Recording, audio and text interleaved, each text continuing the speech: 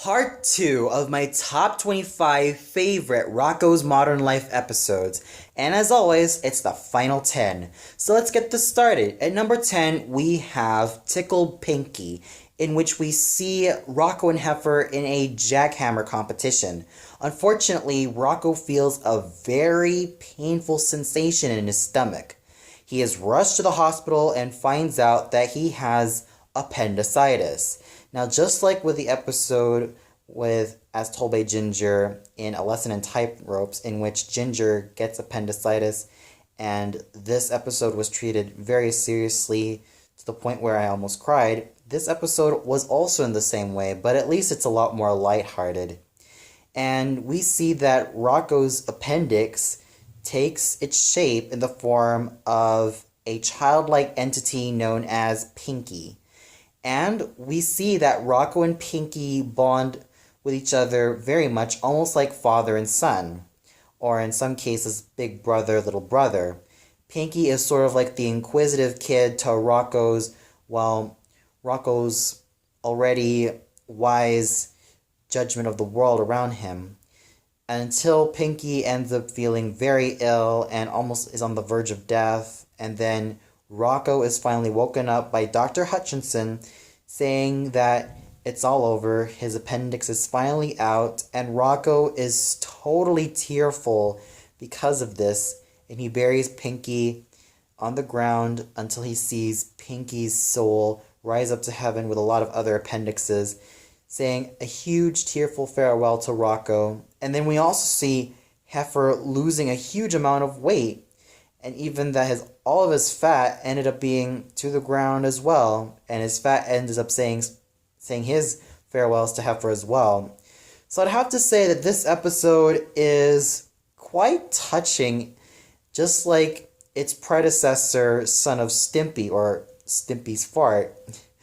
Yeah, Stimpy's First Fart. So this episode was really touching in its own special way, and you could really tell that it also took some tips from Stimpy's First Fart, in which Pinky was Rocko's appendix, and as basically having a soul and having a really wonderful time with Rocko. You could really see the bond that Pinky and Rocko had, and it's very touching in its own little way, and I really enjoyed this episode, and it pretty much leads a small tear in my eye, especially when it comes to Pinky, because he's such a very adorable character. Of course he's an appendix, but he has a soul, and he has a lot of moments in which he questions the world around him, just like what any kid would. And that's what really makes this episode have its own heart in its own very special way.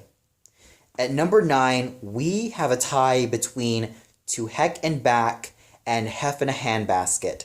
Now, I put these two episodes together because they talk about one of the most popular side characters in this show. That is Peaches the Demon. The very demon that wants to make sure that Heifer's life is already in hell, or he has to make sure that Heifer's soul is in hell so that he can spend it there in eternity and even get a higher job as King of the Demons. Because Peaches is currently the prince, and he's not even good enough yet. So, let's start off with Heck and Back. So, it all starts off with Heifer and Rocko at the Choky Chicken, and Heifer is choking on a whole chicken, and his soul is taken to hell, where he meets Peaches, the Prince of Darkness. And, he is also reminded why he is in hell, or in this version, heck. We see that Heifer is a glutton. He is constantly a glutton, and therefore has made a lot of his friends and family's life a living hell, all because of his gluttonous and voracious nature. Therefore, this is also reason enough why he has to end up there alongside his own grandma. Oh boy. There's a lot of crazy imagery found in there as well, especially when Heifer thought that he's finally woke up from this dream and finally was saved. We find out that, oh my goodness, Rocko was actually Peaches in disguise.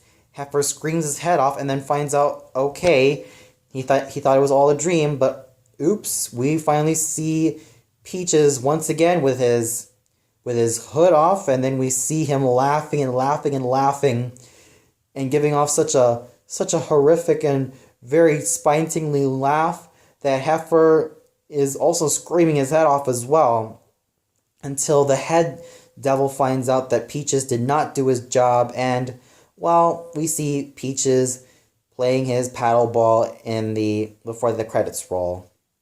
And then we proceed to Heff in a Handbasket, which is my personal favorite of the two episodes that feature Peaches. And this is the one that I also had a lot of fun with as well. So we get to see Heifer being brought back to heck again, and this time Peaches then hosts a game show in which Heifer has to answer all the questions in order for him to win.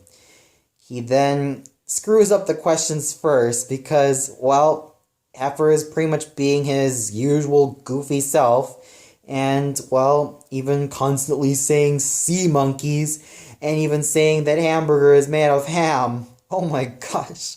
This episode is just even hilarious in its execution. And even the fact that Heifer gets to meet other steer like him as well, that answer also like sea monkeys, it's just so hilarious. And just when you thought that Heifer was almost about to be dragged to heck as well, we even find out that, well, Peaches has failed yet again. And then as punishment, he is forced to star in a parody of Rocko's Modern Life, and it's called Peach's Modern Life. And it's really great to see that this show does have a great sense of self-aware humor, and it does poke fun of itself a lot of times, and this is definitely one of those instances. So overall, To Heck and Back and Heff in a Handbasket are two of my most favorite Peaches-centered episodes of all time, mostly because we really get to see the banter with Heifer and Peaches, and it's just so made of pure hilarity. At number 8, we have yet another tie entry. Trust me, this is not the only one that we'll see in this list. And it's Born to Spawn and Uniform Behavior, due to the fact that they're also released on the same date. So let's start off with Born to Spawn. Filbert is now 21 years old, and he feels rather scared of it because with being 21, he's already considered an adult. So he goes to great lengths in order to make sure that this day doesn't happen, because on his 21st year, something, well, unusual happens. And when Rocko and Heifer celebrate, well, Filbert's birthday alongside Spunky, Filbert goes absolutely berserk, and he reveals that once he scraped off all of the cake that Rocko and Heifer made, it reveals like a weird shaped island, saying that it's Kerplop It Goes Island, a sort of a parody of, or a spoof of, Galapagos Islands. So, in this episode, Filbert states that whenever a turtle hits his 21st year, the planets realign, and all the turtles go into this island where they become adults. And so this happens to Filbert. He feels rather insecure by this, and, well, when one plan seems to go awry, he ends up running to the island, only to become a very different person by the name of Steve. And he's enjoying his time on the island, and, well, he definitely has a lot of fun dancing, and even the music, Keep on Dancing, was just so catchy that it almost feels like an earworm. And when the planets decide to end up not realigning with each other, Filbert goes back to his normal self, and Rocko and Heifer are very happy to see that Filbert is still the same old guy that they once knew and loved, despite the fact that he's currently 21. And then we get to Uniform Behavior, in which we see Heifer trying to find a job after what happened to Mr. Wolf's car. And he's currently finding a lot of jobs in the classified ads, and then he finds out that he could be a security guard for Conglommo. in which it's the easiest job according to the ads, and that you get paid a lot for this. So Heifer decides to, take up this job, and he's visited by the 7 Utters of Justice. And they give him a good talk down of what it really takes to really be a security guard.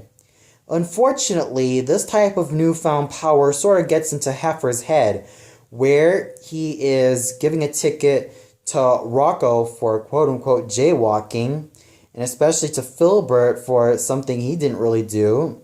And even when he ends up in the Conglommo office, does the former security guard, voiced by Charlie Adler, states that he can have the office all to himself, and he wishes him a lot of luck, runs out of the building, and until we get to see that the rest of this episode is a huge homage to The Shining.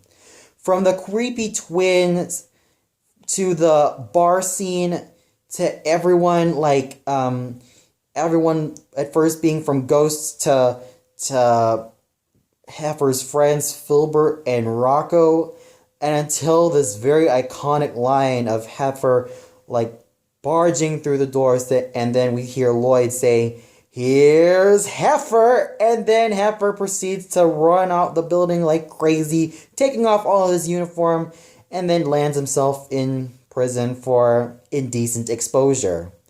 Rocko then gives a good talk down to Heifer, saying that he really did it this time, and all of this power made him a huge jerk. And decides that even after Heifer ended up cracking up a joke to Rocko, Rocko decides the best thing for the security guards to do is just keep Heifer right there, all locked up. So overall, these 2 episodes were just a lot of fun, especially that of Uniform Behavior. And with Uniform Behavior's case, it's just one episode that I keep watching with a certain fondness, all thanks to a lot of the Shining references made in this episode, especially with a lot of the supernatural elements featured in Born to Spawn. At number 7, we have Put to Pasture, in which we find out from the news anchorman that the snacks that Heifer eats, the Pasture Puffs, could contain some sort of toxic waste found in this food. Unfortunately, Heifer doesn't really heed the warnings while he's eating it, but unfortunately he passes out on the couch and is then taken to a hospital, where each of the characters, from the big heads to Rocko and Filbert, have flashbacks of each of their experiences with Heifer. And my personal favorite flashback definitely has to be the flashback in which Rocko, Filbert, and Heifer are in their pre-college years, in which they have to come up with a science experiment stating that if they don't pass this experiment or if this project, they'll end up going to summer school. So they decide to stay in the lab for quite some time and work on the project, and what do you know, Filbert decides to bring in his own set of potato chips and, organize which one he should eat first. And then Heifer, being the hungry big lug that he is, eats up the potato for their project. And Filbert is extremely pissed off that he just goes all out, shoving all the bags of potato chips in Heifer's mouth, and even a lot more potato-related products, even regular potatoes as well, from French fries to mashed potatoes to these spud delicacies, and even to the point where Rocko and Filbert act as great crushing maidens that usually help out with the wine and sing a little ditty. And it's just so enjoyable. It's just so hilarious. And the very next day, when Rocko, Heifer, and Filbert were almost on the verge of getting an F, a miracle happens thanks to their project. Heifer ends up lighting up, and the whole town goes through a blackout. save for their school, in which Heifer glows like the sun. And, well, they ended up getting an A+. Heifer ends up alive and well after hearing from their stories, and they all missed him, and then they decided to pretend that this never happened. And, well, Heifer decides to, well, go back in his old habits and chew on the pasture puffs. So overall, this is definitely an episode that I really enjoyed so much, and the biggest highlight was really having Rocko's and Filbert's flashback with Heifer. At number 6, we have Cruisin, which is a 2-part episode which involves Rocko and Heifer going on a cruise ship with his grandfather. Now, basically, they leave the grandfather on the cruise ship and they come along with him, only to have a freak storm coming upon the cruise ship, thus blowing everyone off board and even giving a huge flip over with how Rocko and Heifer end up being senior citizens, and time seems to reverse on Grandpa Wolf looking like his gorgeous debonair like self in the olden days. And he was such a charming fellow back then. I mean, dancing with a lot of girls, being the eye of attention to a lot of people's eyes, and, well, a lot of surreal things happen as well. And this episode really teaches Rocko and Heifer to have respect for the elderly as well. And, well, it's really a surreal and very fun episode as well, just to really see like the freak storm coming over, and then we completely flip to like Rocko and Heifer being senior citizens and Grandpa Wolf, well, turning back the time on himself and being his younger and even more gorgeous self. So this episode is just so much fun with just how surreal it can be, and with just how much surreal imagery it can use, and just its Twilight Zone-esque like feel, just to really, really enhance the mood of this episode, and even just a lot of great moments found with Cruisin', and it's just definitely epic in its own rights. At number 5, we have yet another tight entry, and it's the Halloween episodes. Sugar Frosted Frights and Ed is Dead, a thriller. Let's start off with Sugar Frosted Frights. Now it's Halloween, and everybody's excited for trick-or-treating and dressing up in costumes and all the like. Then we proceed to Filbert, who is extremely paranoid of this very special day of Halloween, because he has a flashback, because ever since he was a kid, he used to like Halloween so much, but his crazy Aunt Gretchen, who lives in a fish tank, tells Filbert that he should not dare eat one very special candy, otherwise he'll bring doom to Halloween. It's not until that very special evening where Filbert encounters the candy, eats it up, and he becomes a sugar maniac, eating up a lot of sugar and pretending that he's like this candy-eating Godzilla, and even Filbert's teeth turn into mini Filberts, and then this most creeped out and memorable line from this episode is seeing Filbert's teeth turn into Filbert's incarnate saying, "Candy, candy, candy, gumdrop, gumdrop, gumdrop, gumdrop, ow, ow, ow." And I thought it was just so hilarious. And then when Filbert comes back to his senses, he finally realizes that, oh my goodness, he's become the monster that he's become. And he says that he's so sorry to Aunt Gretchen. And, well, they proceed to have a really wild chase, and everything seems back to normal again, I guess. And then we proceed to Ed is Dead, a thriller. Now, this episode, which is another Halloween episode, plays off like a sort of Alfred Hitchcock murder mystery.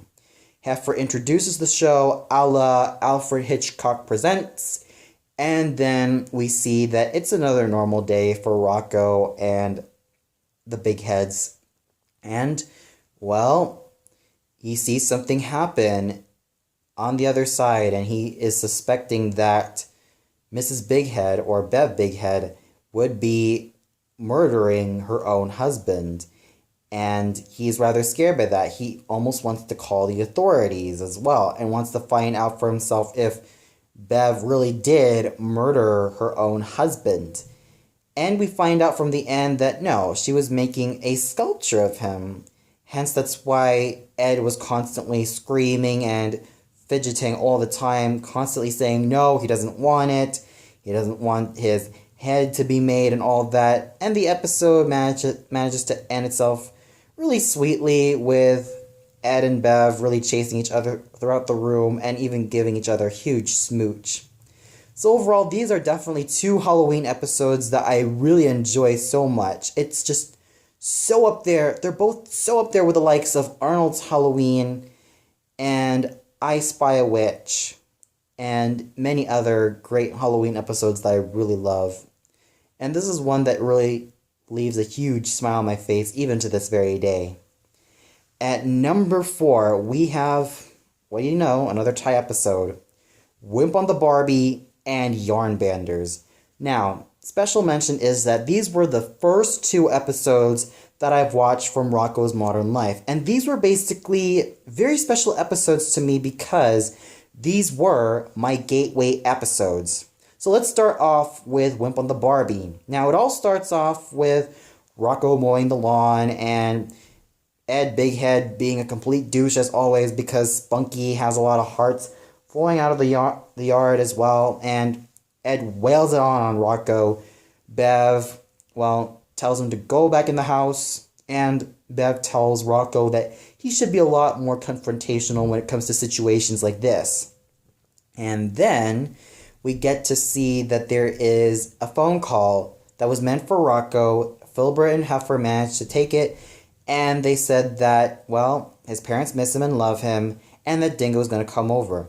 This freaks Rocko's out so much because he has a flashback that Dingo was one of his childhood bullies who was so mean to him and constantly tortures him all the damn time ever since his stint on the 3rd grade, even up to the time that he ended up moving to America. So, Heifer and Filbert decided to do something about this. Like, train Rocko a lot. And the training montage found in this episode was just one of the most hilarious and one of the most epic that I've ever seen. And what's also funny was that, Heifer points to the map of Austria instead of Australia, and especially with his empowering monologue, I thought was just hilariously done. And especially the final moment in which Rocko is a karateka and he proceeds to chomp a marshmallow from Heifer's hand. I thought it was just so hilarious. And especially when Filbert is dressed up as Dingo and Rocko totally goes mad dog on him and proceeds to wail it out on him, only to find out that, hey, he's not the real enemy. And he looks at the crayon picture of Dingo looking all mean and nasty. Then Rocko takes a strip of that drawing, chews it, and then he says snarl. And I thought it was just a great moment of epic. It's not until we see Dingo that we see that he's finally a changed man. He's no longer the bully that Rocko knew from his childhood, but he's a very changed man. He's a lot kinder and more peaceful with himself, and he's gotten to the point where he's gotten in touch with his inner Zen. And he's become one with a unicorn, even though Filbert and Heifer proceed to wail it out on Dingo. And then we got Yarnbenders, which is definitely one of the most hilarious fairy tale parodies that I've ever seen. And you thought Stimpy's storybook tales were hilarious. This one manages to take it up by 11. Now, Filbert ends up really sick. So it's up to Rocko and Heifer to tell stories to Filbert. We first start off with Hansel and Gretel, or in Heifer's case, Hansel and Debbie. And, they encounter a house in which it changes from various things, like Rocko wants it to be a house made of vegetables and healthy foods. Heifer wants it to be pizza, until Filbert decides that it should just be made of fish sticks. And then they see a witch played by Filbert. Basically, Rocko plays Debbie, and then Heifer plays Hansel. And then we see them going up to the Jack and the Beanstalk universe. And then they end up being like Cinderella. And then we get to see Filbert as the Wicked Witch, giving Heifer a poison apple, and a poison drink, and a poison breath mint. And then until Heifer turns into Pinocchio. And then we see, well, Filbert is almost about to get away until a cottage falls on Filbert the Witch to reveal glass slippers, albeit the Wicked Witch of the West. And then Rocko puts on the shoes for Heifer, and then Heifer becomes a real boy again, leading to Prince Rocko's and Princess Cinder Heifer's wedding. So overall, these two episodes were really great gateway episodes to Rocko's modern life, because I first saw this show, just like with the other Nicktoons, when I was only 7 years old. And with these two episodes, these were definitely fantastic gateway episodes for me. What's worth mentioning with Yarnbenders is that the fairy tales made fun of were not just Hansel and Gretel, but also Jack and the Beanstalk, Cinderella, Snow White, Pinocchio, and the Wizard of Oz. And I thought it was just so hilarious, and how they managed to put all the episodes together, and it's just, or all the fairy tales together, just to make one hilarious episode.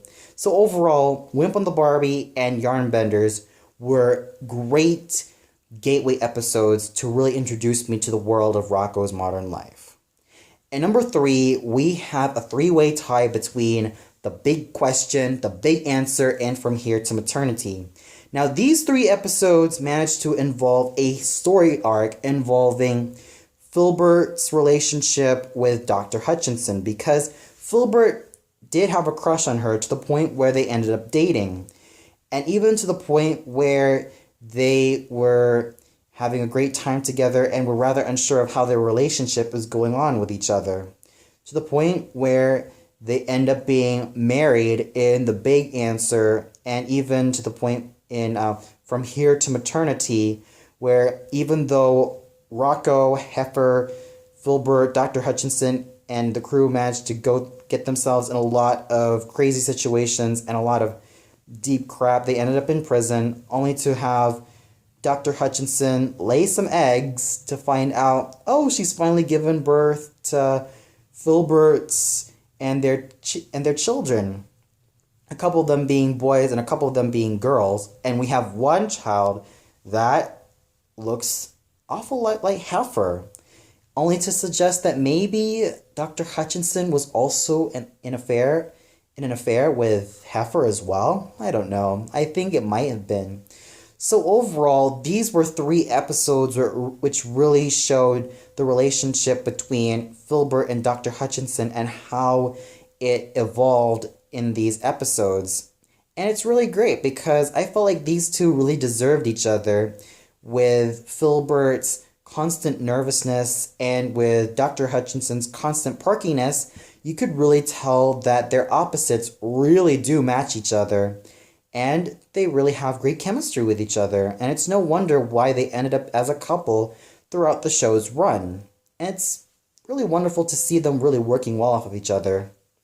Number 2 is I Have No Son, which is the debut episode of one Ralph Bighead, who it works in as a cartoonist and as a cartoon creator for the Fatheads, which are basically the parody of the Big Heads, and it's kind of also dedicated to his parents as well.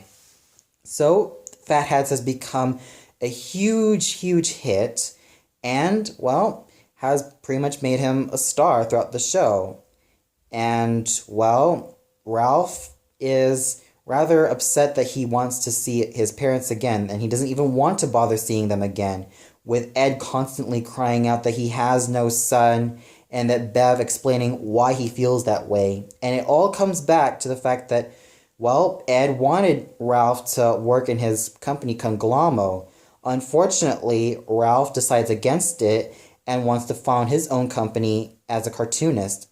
And the episode in the end manages to be very sweet, and with Ed and Ralph reuniting and then finally catching another episode of the Fatheads, this time featuring Rollo, who is basically a parody of Rocko. So overall, this episode is a huge amalgamation of charm, fun, and just a lot of sweet moments found.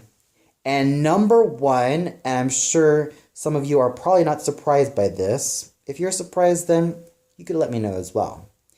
It's none other than Wacky Delly, in which this is the second episode to feature Ralph Bighead. Ralph Bighead is rather tired of his own job as a cartoonist, so he hires Rocko, Heifer, and Filbert to pretty much sabotage his career for him. Only to find out that through the magic of their teamwork, and even through a lot of accidental instances, Wacky Delly has become a hit.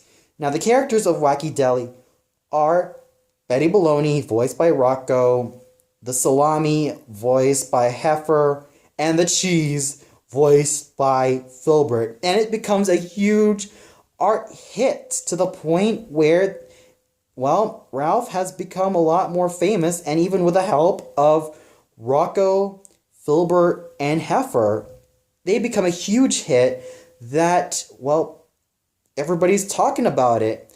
And Ralph can't even stand this thing anymore at all. He just wanted his cartoon career to end through this, but it ended up backfiring. So overall, this is definitely my most favorite of Rocko's Modern Life, as it really does show the surreal humor that really made this show really shine. And no episode was evident than this. Wacky Delly deserves to be the number one on my list, and it definitely deserved that title.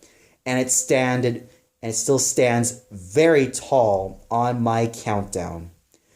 Well, that's all for now. Be sure to tune in later, where I make a little tribute to Rocko's Modern Life. So until then, see you later, everybody.